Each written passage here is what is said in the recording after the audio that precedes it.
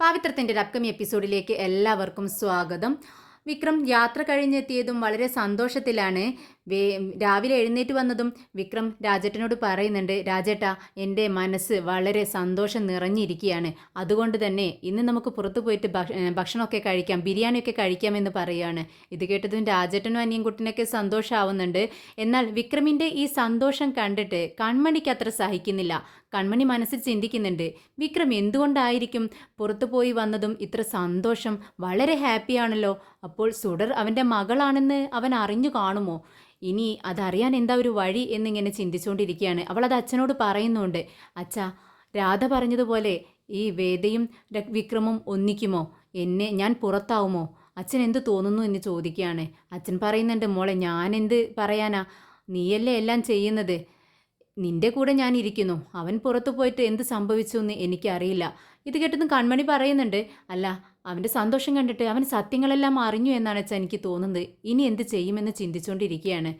എന്നാൽ ഇതേ സമയം വേദ മനസ്സിൽ ചിന്തിക്കുന്നുണ്ട്, അല്ല വിക്രം സത്യം അറിഞ്ഞു കാണുമോ?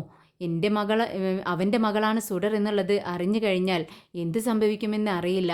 ആ ഓഫീസർ എല്ലാ സത്യവും അവനോട് പറഞ്ഞു കാണുമോ? അതോ ഇനി ആ റൗഡികൾ എന്നെ ഇട്ട് ഓടിച്ച സമയത്ത് കാറിൽ റെക്കോർഡ്സ് ഇരിക്കുന്നുണ്ടായിരുന്നു, ആ റെക്കോർഡുകളെല്ലാം അവൻ കണ്ടു കാണുമോ എന്നൊക്കെ ഇങ്ങനെ ഇതേ സമയം വേദയും വളരെ ടെൻഷനിലാണ്.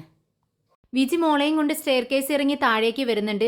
വേദയോട് പറയുന്നുണ്ട്, വേദേ നീ ഡ്രസ്സൊക്കെ ചേഞ്ച് ചെയ്തിരുന്നോ? ഞാൻ പെട്ടെന്ന് മോളെ സ്കൂളിൽ വിട്ടിട്ട് വരാം, എന്നിട്ട് നിനക്ക് ഫുഡൊക്കെ എടുത്ത് വെക്കാമെന്ന് പറയുന്നു. എന്നാൽ വേദ അതൊന്നും ശ്രദ്ധിക്കുന്നില്ല. മോളുടെ മുഖത്തേക്ക് സൂക്ഷിച്ച് നോക്കുകയാണ്. മോളെ നിൽക്കെന്ന് പറയുന്നു. എന്താ വേദ, ഞാൻ പെട്ടെന്ന് തന്നെ മോളെ സ്കൂളിൽ വിട്ടിട്ട് വരാമെന്ന് വിജി പറയുമ്പോൾ വിജിയോട് വേദ പറയുന്നുണ്ട്, മോളെ ഇന്ന് സ്കൂളിലേക്ക് കൊണ്ടുപോകണ്ട, ഇന്ന് മാത്രമല്ല ഒരാഴ്ചത്തേക്ക് ഇനി സ്കൂളിൽ മോള് പോകുന്നില്ല.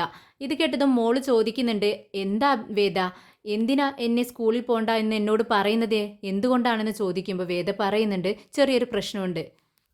എന്തുകൊണ്ടാണെന്ന് മോള് വീണ്ടും ചോദിക്കുമ്പോൾ ഒരു പ്രശ്നമുണ്ട്, നീ അത് അറിയണ്ട എന്ന് പറയാണ്.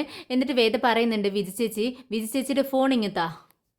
ഇത് കേട്ടതും വിജി തൻ്റെ ഫോൺ എടുത്ത് വേദയ്ക്ക് കൊടുക്കുന്നുണ്ട്. ആ ഫോൺ വാങ്ങിച്ച് കയ്യിൽ വെക്കുകയാണ് വേദ. എന്നിട്ട് പറയുന്നുണ്ട്, മോളെ കൊണ്ട് റൂമിലേക്ക് പോയിക്കോളൂ, ഇനി ഞാൻ പറയാതെ മോളെ സ്കൂളിലേക്ക് കൊണ്ടുവിടണ്ട എന്ന് പറയാണ്. ഇത് കേട്ടതും ഒരു സംശയം കൂടാതെ വിജി മോളെയും കൊണ്ട് അകത്തേക്ക് പോകുന്നുണ്ട്. പെട്ടെന്ന് വിജി മോളെ റൂമിലിരുത്തിയിട്ട് വീണ്ടും വേദയുടെ അടുത്തേക്ക് വരികയാണ്. എന്നിട്ട് വേദയോട് ചോദിക്കുന്നുണ്ട്, വേദേ എന്ത് പറ്റി നിനക്ക്, പെട്ടെന്ന് നിൻ്റെ ഒരു ഭാവമാറ്റം, എന്താ കാര്യമെന്ന് പറ എന്ന് പറയുമ്പോൾ വേദ പറയുന്നുണ്ട്, അല്ല ചേച്ചി, എനിക്ക് വലിയൊരു ഡൗട്ടുണ്ട്. വിക്രം സുഡർ അവൻ്റെ മകളാണെന്ന് അറിഞ്ഞോ എന്ന് എനിക്കൊരു സംശയമുണ്ട്. അതിനിപ്പോൾ നീ എന്ത് ചെയ്യാൻ പോണു? ഇത് കേട്ടതും വേദ പറയുന്നുണ്ട്, അവളുടെ മകളാണ് സുഡർ എന്ന് അറിഞ്ഞു കഴിഞ്ഞാൽ അവൻ എന്ത് ചെയ്യുമെന്ന് എനിക്ക് അറിയില്ല ചേച്ചി, എനിക്കത് ചിന്തിക്കാൻ പോലും പറ്റുന്നില്ല. അതുകൊണ്ട് കുറച്ച് നാളത്തേക്ക് ഈ വീട്ടിലുള്ളവരുമായി അവൻ ഒരു കോണ്ടാക്റ്റും പാടില്ല.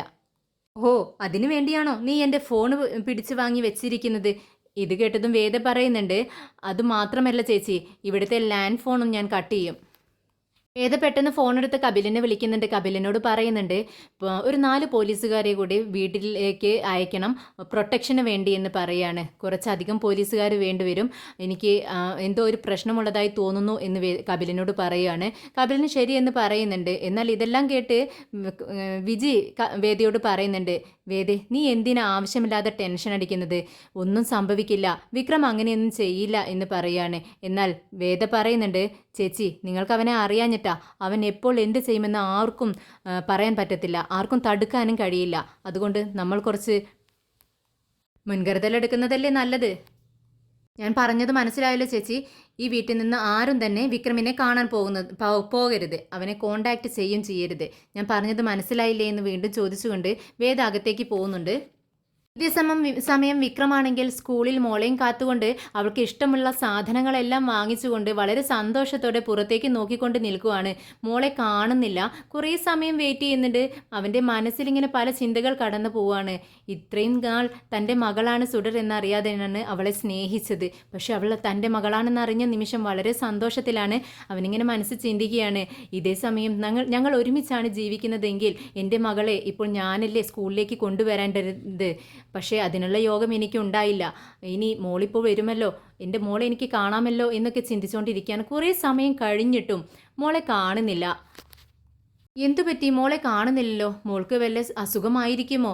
എന്തായാലും വിജി ചേച്ചിയോടൊന്ന് അന്വേഷിക്കാമെന്ന് വിചാരിച്ച് ഫോണെടുത്ത് വിജിക്ക് വിളിക്കുകയാണ്. പക്ഷേ വിജിയുടെ ഫോൺ സ്വിച്ച് ഓഫ് ആക്കി വെച്ചിരിക്കുകയാണ്. വിക്രം അടിക്കുന്ന സമയത്ത് സ്വിച്ച് ഓഫ് എന്ന് പറയുന്നു. അങ്ങനെ കുറച്ച് സമയം കൂടി സ്കൂളിൽ അങ്ങനെ നിന്നതിന് ശേഷം വിക്രം അവിടെ നിന്നും മടങ്ങി പോകുന്നുണ്ട്. വിക്രം വീട്ടിലേക്ക് കയറി വരുന്നു. കൺമണി വിക്രമിനോട് ചോദിക്കുന്നുണ്ട്, വിക്രം നിന്റെ സന്തോഷത്തിനുള്ള കാരണം എന്താണ്? അല്ല, നീ ഒരു കാര്യം തേടി പോയതല്ലേ, ആ സത്യം നീ തിരിച്ചറിഞ്ഞോ? എന്താ സംഭവിച്ചത്? പോയ കാര്യം നടന്നോ എന്നിങ്ങനെ ആകാംക്ഷയോട് കൂടി കൺമണി ചോദിക്കുകയാണ്. ഇത് കേട്ടിട്ട് വിക്രം പറയുന്നുണ്ട്, അതെല്ലാം ഞാൻ പറയാം സമയമാകുമ്പോൾ. ഇതും പറഞ്ഞുകൊണ്ട് വിക്രം അകത്തേക്ക് കയറി പോകുന്നുണ്ട്. എന്നാൽ കൺമണി ആകെ വിഷമിച്ച് നിൽക്കുകയാണ്. അങ്ങോട്ടും ഇങ്ങോട്ടും ഇങ്ങനെ ദേഷ്യം വന്ന് ആകെ ടെൻഷൻ അടിച്ച് നടക്കുവാണ്. പെട്ടെന്ന് അച്ഛൻ അങ്ങോട്ടേക്ക് വരുന്നുണ്ട്. കൺമണി അച്ഛനോട് പറയുന്നുണ്ട്, അച്ഛാ കഴിഞ്ഞു, എല്ലാം കഴിഞ്ഞു, എൻ്റെ ജീവിതം അവസാനിച്ചു. എന്താ മോളെ നീ പറയുന്നത്? അതെ അച്ഛാ, കണ്ടില്ലേ വിക്രം കയറിപ്പോയത് കണ്ടോ? ഞാൻ ചോദിച്ച ചോദ്യത്തിന് വ്യക്തമായ മറുപടി തന്നില്ല. എന്താ സത്യം അറിയണം എനിക്ക്, എന്ത് സംഭവിച്ചു? വിക്രം പോയിട്ട് എന്ത് സംഭവിച്ചു എന്ന് എനിക്ക് അറിയണമെന്ന് പറയുമ്പോൾ അച്ഛൻ പറയുന്നുണ്ട്, മോളെ നമുക്ക് രാജേട്ടനോട് ചോദിക്കാം, നീ ഇങ്ങോട്ടേക്ക് വാ എന്ന് പറഞ്ഞുകൊണ്ട് രണ്ടുപേരും കൂടി രാജേട്ടൻ്റെ അടുത്തേക്ക് ചെല്ലുകയാണ്. രാജേട്ടനോ അനിൻകുട്ടനോ ഒക്കെ അവിടെ ഓരോ തമാശകൾ പറഞ്ഞ് ചിരിച്ചുകൊണ്ടിരിക്കുകയാണ്. കൺമണി രാജേട്ടനോട് ചോദിക്കുന്നുണ്ട്, അല്ല വിക്രമൻ നിങ്ങളൊന്നും ഭക്ഷണം കഴിക്കുന്നില്ലേ? ഞാനെല്ലാം ഉണ്ടാക്കി വെച്ചിട്ടുണ്ട്. ഇത് കേട്ടത് രാജേട്ടൻ പറയുന്നുണ്ട്, എന്താ കൺമണി, ഞങ്ങളെല്ലാം കഴിച്ചിട്ടാണ് വരുന്നത്. വിക്രമും കഴിച്ചു. കണ്ടോ വിക്രമിൻ്റെ മുഖത്തെ സന്തോഷം നീ കണ്ടോ? എത്രയോ നാളുകൾക്ക് ശേഷമാണ് വിക്രം ഇത്രയും സന്തോഷത്തോടെ ഇരിക്കുന്നത് കാണുന്നത്. അതുകൊണ്ട് തന്നെ ഞങ്ങളും ഹാപ്പിയാണ്. ദേ നീ എന്തിനാ ഭക്ഷണമൊക്കെ ഉണ്ടാക്കിയത്? ഇനി അങ്ങനെ ഉണ്ടാക്കി വെക്കണ്ട. ഇനി നിനക്കും അച്ഛനും എന്തെങ്കിലും വേണമെന്നുണ്ടെങ്കിൽ ഞങ്ങൾ വരുമ്പോൾ കൊണ്ടുവരാം. നിനക്ക് ബിരിയാണി വേണോ? വേണമെങ്കിൽ ഞാൻ വാങ്ങിച്ചിട്ട് വരാമെന്ന് പറയുന്നു. അതല്ല രാജേട്ടാ, വിക്രം ഇത്ര നേരം എവിടെ പോയതായിരുന്നു? അതാണ് എനിക്ക് അറിയേണ്ടതെന്ന് പറയുകയാണ്. ഇത് കേട്ടതും രാജേട്ടന് ദേഷ്യം വരുന്നുണ്ട്. ദേ കൺമണി, നീ എന്തിനാ അതൊക്കെ അറിയുന്നത്? അവൻ എവിടെയെങ്കിലും പോട്ടെ, അവൻ സന്തോഷത്തോടെ ഇരിക്കട്ടെ, അതല്ലേ നമ്മൾക്ക് ആവശ്യം എന്ന് പറഞ്ഞുകൊണ്ട് രാജേട്ടൻ അവിടെ നിന്ന് എഴുന്നേറ്റ് പോകുന്നുണ്ട്. കൺമണിക്ക് ദേഷ്യം വന്ന് ഇങ്ങനെ നോക്കി നിൽക്കുകയാണ് രാജേട്ടനെ തന്നെ. കുറച്ച് സമയം കഴിഞ്ഞതും സുഡർ മുകളിൽ നിന്നും താഴേക്ക് ഇറങ്ങി വരുവാണ്. വിജയെ കണ്ടത് ചോദിക്കുന്നുണ്ട്, എന്ത് പറ്റി വിജയമ്മ? ഇവിടെ സൗണ്ട് ഒന്നും കേൾക്കുന്നില്ലല്ലോ, വളരെ സൈലൻ്റ് ആയിരിക്കുന്നു. എനിക്ക് ഒട്ടും ഇഷ്ടപ്പെടുന്നില്ല എന്ന് പറയാണ്. ഇത് കേട്ടതും വിജി പറയുന്നുണ്ട്, എന്താ മോളെ നീ പറയുന്നത്? 2 ജോലിക്കാരുണ്ടായിരുന്നു, അവരുടെ ജോലിയെല്ലാം കഴിഞ്ഞ് അവർ വീട്ടിൽ പോയി. പിന്നെ വേദ ജോലിക്ക് പോയിരിക്കുകയല്ലേ. പിന്നെ നമ്മൾ 2 പേരും മാത്രമേ ഇവിടെയുള്ളൂ. പിന്നെ എങ്ങനെ സൗണ്ട് ഉണ്ടാവുന്നത്? പിന്നെ നീ പറയുന്നത് പോലെ എനിക്കും ഇത് അത്ര ഇഷ്ടമൊന്നുമല്ല, ഈ ബഹളമൊന്നും ഇല്ലാതെ ഇങ്ങനെ ഇരിക്കുന്നത്. പക്ഷെ എന്ത് ചെയ്യാം എന്ന് പറയുമ്പോൾ സുഡർ പറയുന്നുണ്ട്, എനിക്ക് ബോറടിക്കുന്നു വിജയമ്മേ, പെട്ടെന്ന് ഫോൺ അടിച്ചതാ, എനിക്ക് സിംബായെ വിളിക്കണം. ദേ കണ്ടോ നീ പിന്നെയും തുടങ്ങി. ദേ വേദ നിന്നോട് എന്താ പറഞ്ഞത്? സിംബായെ കാണരുത്, സിംബായെ സംസാരിക്കരുത് എന്നൊക്കെ പറഞ്ഞിട്ടല്ലേ പോയത്. എന്നിട്ട് വീണ്ടും വേദ പോയി കഴിയുമ്പോൾ നീ എന്നെ ഇങ്ങനെ ബുദ്ധിമുട്ടിക്കുകയാണ് അല്ലേ? എന്ത് ചെയ്യാം വിജയമ്മ, എനിക്ക് സിംബയോട് സംസാരിക്കണമെന്ന് വലിയ ആഗ്രഹമാണ്, പെട്ടെന്ന് വിളിച്ചതാ എന്ന് പറയുമ്പോൾ വിജി പറയുന്നുണ്ട്, ദേ സുഡർ ഞാൻ പറയുന്നതനുസരിക്ക് 2-3 ദിവസം കഴിയട്ടെ, എന്നിട്ട് ഞാൻ തന്നെ നിനക്ക് സിംബയ്ക്ക് വിളിച്ചു തരാം, എന്താ പോരെ എന്ന് ചോദിക്കുമ്പോൾ പെട്ടെന്ന് പൊട്ടിത്തെറിക്കുകയാണ് സുഡർ. എന്നിട്ട് പറയുന്നുണ്ട്, പറ്റത്തില്ല, എനിക്ക് പറ്റില്ല, എനിക്ക് ഇപ്പം തന്നെ സിംബയെ വിളിക്കണം, പെട്ടെന്ന് ഫോൺ എടുത്തതാ. ഇത് കേട്ട് വിജി പറയുന്നുണ്ട്, ഇതുപോലെ നീ വാശി പിടിച്ച് എൻ്റെ അടുത്ത് നിന്നും ഫോൺ വാങ്ങിച്ച് സിംബാക്ക് വിളിക്കുമെന്ന് വേദയ്ക്ക് നന്നായിട്ട് അറിയാം. അതുകൊണ്ടാണ് അവൾ എൻ്റെ ഫോൺ മേടിച്ചുകൊണ്ട് പോയിരിക്കുന്നത്. അങ്ങനെയാണോ? അതെനിക്ക് അറിയില്ലായിരുന്നു വിജയമ്മ എന്ന് പറയുമ്പോൾ വിജി പറയുന്നുണ്ട്, അതുകൊണ്ടല്ലേ ഞാൻ പറഞ്ഞത് 2-3 ദിവസം കഴിയട്ടെ, എല്ലാം ഒന്ന് ഓക്കെ ആവട്ടെ, ഞാൻ നിനക്ക് സിംബാക്ക് വിളിച്ചു തരാം. പറ്റത്തില്ല വിജയമ്മ, എനിക്ക് അത്രയും ആശിച്ചിരിക്കുകയാണ് ഞാൻ. സിംബയുടെ സൗണ്ട് എനിക്ക് കേൾക്കാൻ ആഗ്രഹിക്കും കൊണ്ടല്ലേ ഞാൻ ഈ പറയുന്നത്, എനിക്ക് ഇപ്പം തന്നെ വിളിക്കണമെന്ന് പറഞ്ഞ് വീണ്ടും വാശി പിടിക്കുകയാണ്. എന്നിട്ട് ഞാൻ ലാൻഡ് ലൈനിൽ നിന്നും വിളിച്ചോളാം എന്ന് പറഞ്ഞുകൊണ്ട് സുഡറങ്ങ് കയറി പോകുന്നുണ്ട്. മോളെ നിൽക്കുക എന്ന് പറഞ്ഞ് വിജി പിറകെ ചെല്ലുവാണ്. ഞാൻ ലാൻഡ് ലൈനിൻ്റെ അടുത്ത് ഫോൺ എടുത്ത് ചെവിയിൽ വെച്ചപ്പോഴാണ് മോൾക്ക് മനസ്സിലാവുന്നത് ഒരു സൗണ്ട് മാത്രമേ കേൾക്കുന്നുള്ളൂ. എന്ത് പറ്റി വിജയമ്മ, ഇത് വർക്ക് ചെയ്യുന്നില്ലല്ലോ എന്ന് പറയുകയാണ്. അപ്പോഴാണ് വിജിക്ക് മനസ്സിലാവുന്നത് അത് കട്ട് ചെയ്തിരിക്കുകയാണെന്ന്. അങ്ങനെ മോളെ പറഞ്ഞ് സമാധാനിപ്പിക്കുകയാണ് വിജി.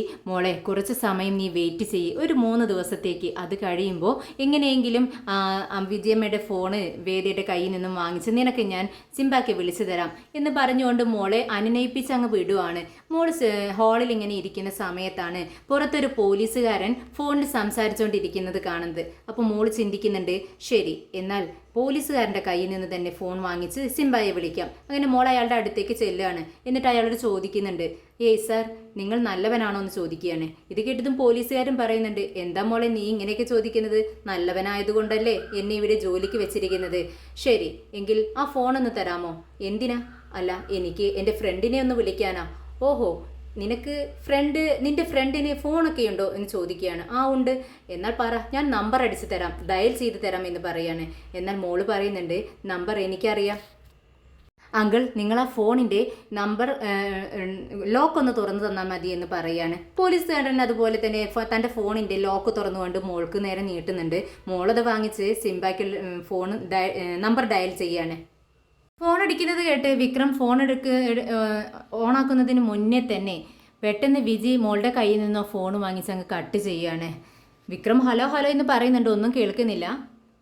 എന്ത് പറ്റി വിജയമ്മ, എന്തിനാ എൻ്റെ ഫോൺ വാങ്ങിച്ചത് എന്ന് ചോദിക്കുകയാണ്. എന്നാൽ ഫോൺ മേടിച്ച പോലീസുകാരനോട് വിജി ചോദിക്കുന്നുണ്ട്, ഇത് നിങ്ങളുടേതാണോ? അതെ മാഡം. എന്തിനാ ഇത് മോൾക്ക് കൊടുത്തത്? അല്ല മോള് ഫ്രണ്ടിന് ഫോൺ ചെയ്യണമെന്ന് പറഞ്ഞപ്പോൾ കൊടുത്തതാണ്. എന്നാൽ ഇനി മേലാൽ മോള് ചോദിച്ചാൽ ഫോൺ കൊടുക്കരുത്, നിങ്ങളുടെ മാഡം വഴക്ക് പറയുമെന്ന് പറയുന്നു. ശരി ഓക്കെ മാഡം എന്ന് പറഞ്ഞ് പോലീസുകാരൻ അവിടെ നിന്നും പുറത്തേക്ക് പോവാണ്. വിക്രം ആ കോള് കുറച്ചു നേരം കൂടെ വരുമെന്ന് വെയിറ്റ് ചെയ്യുകയാണ്. പക്ഷേ കോള് വീണ്ടും വരാത്തത് കൊണ്ട് തന്നെ വന്ന നമ്പറിലേക്ക് തിരിച്ചു വിളിക്കുകയാണ്.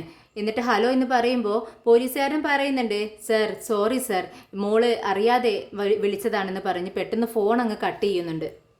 വേദ കാറിൽ സഞ്ചരിച്ചുകൊണ്ടിരിക്കുകയാണ്. ഇതേ സമയം ആകെ ടെൻഷനായിട്ട് ഇരിക്കുകയാണ്. മനസ്സിൽ ചിന്തിക്കുന്നുണ്ട്, അല്ല ഞാൻ എന്തിനാണ് ഇങ്ങനെ ടെൻഷനാവുന്നത്? വിക്രം മോളെ തിരിച്ചറിഞ്ഞു കഴിഞ്ഞാൽ അവൻ മോളെ കൊണ്ടുപോകുമോ? അങ്ങനെ കൊണ്ടുപോകാൻ വേണ്ടി വന്നാൽ തന്നെ മോള് സമ്മതിക്കുമോ? ഇല്ല. മോള് പറഞ്ഞത് അവളുടെ അച്ഛനെ ഇനി അവൾക്ക് വേണ്ട എന്നല്ലേ. വിക്രം തന്നെ ഇനി ഞാനാണ് തൻ്റെ അച്ഛൻ എന്ന് അവളോട് പറഞ്ഞാൽ തന്നെ അവളിത് വിശ്വസിക്കുമോ? അല്ല, പറയാൻ പറ്റത്തില്ല. വിക്രം വളരെ ഭയങ്കരമായ ഒരാളാണ്. അതുകൊണ്ട് തന്നെ പെട്ടെന്ന് പറഞ്ഞ് മോളെ വിശ്വസിപ്പിക്കുകയും ചെയ്യും.